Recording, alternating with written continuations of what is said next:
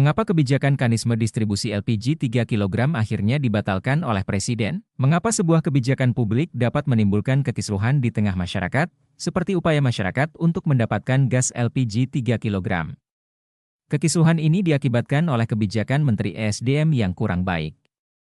Karena itu menurut keterangan Wakil Ketua DPR yaitu Sufmi Dasko yang juga seorang politisi Gerindra melalui konferensi persnya hari ini 4 Februari 2025, menyampaikan bahwa kebijakan publik mengenai mekanisme baru penyaluran LPG 3 kg dikembalikan seperti semula.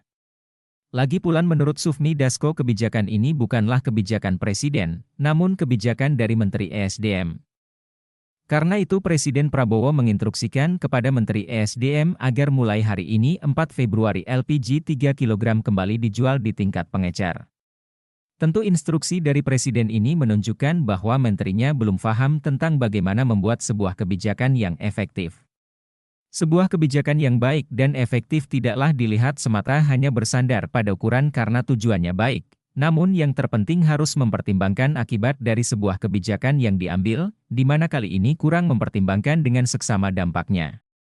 Hanya karena satu pertimbangan agar harga patokan dari pemerintah sama di level konsumen lalu merubah mekanismenya tanpa didahului oleh suatu kajian yang seksama dan teliti. Hanya karena menilai bahwa peran pengecer sebagai penyebab harga di lapangan tidak sesuai dengan harga yang seharusnya yang sudah dipatok pemerintah lalu menilai ada pihak yang bermain dengan harga sehingga ada pihak pengecer dan distributor yang bermain dengan harga LPG. Kementerian ESDM belum menyadari bahwa situasi saat ini di dalam mengelola sebuah kebijakan tidak serta hanya menyatakan bahwa kami adalah pemilik kebijakan seperti yang diutarakan ketika melakukan kunjungan langsung di lapangan untuk melihat langsung masyarakat yang antri untuk mendapatkan LPG 3 kg, dan sudah terjadi di mana-mana. Bisa dibayangkan berapa kerugian yang ditimbulkan oleh kebijakan publik seperti ini bagi masyarakat. Akibatnya bagi masyarakat antrinya sangat panjang dan yang paling terkena dampaknya adalah masyarakat kelas bawah.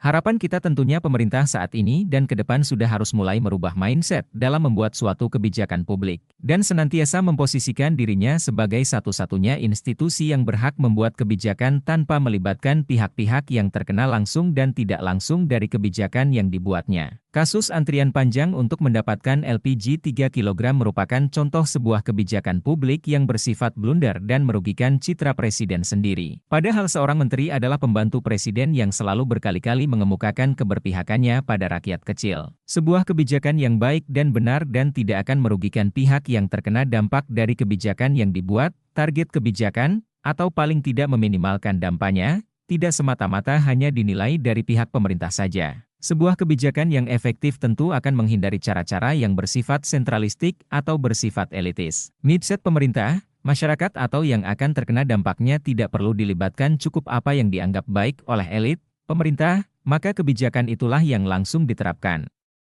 Cara berpikir seperti ini sudah saatnya dibuang jauh-jauh. Contoh di negara Jepang sendiri yang sudah menetapkan bahwa di era digital seperti saat ini, masyarakatnya sudah dikategorikan pada level super cerdas, Society 5.0, sebagai akibat perkembangan dan penggunaan teknologi informasi dan komunikasi, era digital.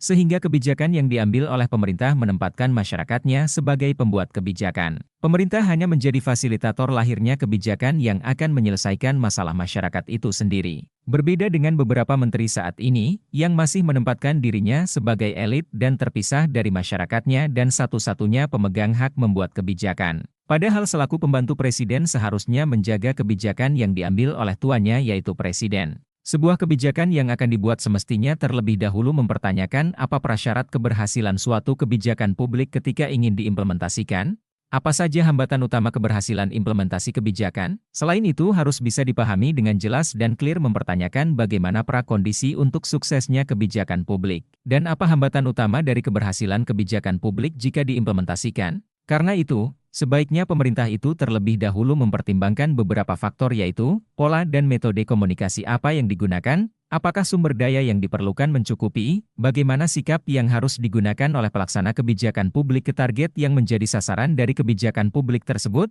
bagaimana struktur birokrasi yang efektif, bagaimana situasi lingkungan ekonomi, sosial, dan politik. Proses implementasi kebijakan hanya dapat dimulai apabila tujuan-tujuan dan sasaran-sasaran yang semula telah diperinci, program-program aksi telah dirancang dan sejumlah penggunaan dana telah dipilih untuk mewujudkan tujuan-tujuan dan sasaran-sasaran tersebut. Namun dalam kasus kebijakan Menteri ESDM nampaknya kurang mempertimbangkan faktor-faktor tersebut. Ditambah lagi kurang melibatkan para pihak yang seharus terkena dampak dari kebijakan publik tersebut, termasuk para ahli dan praktisi di lapangan, dan yang terjadi adalah kebijakan publik yang tidak efektif.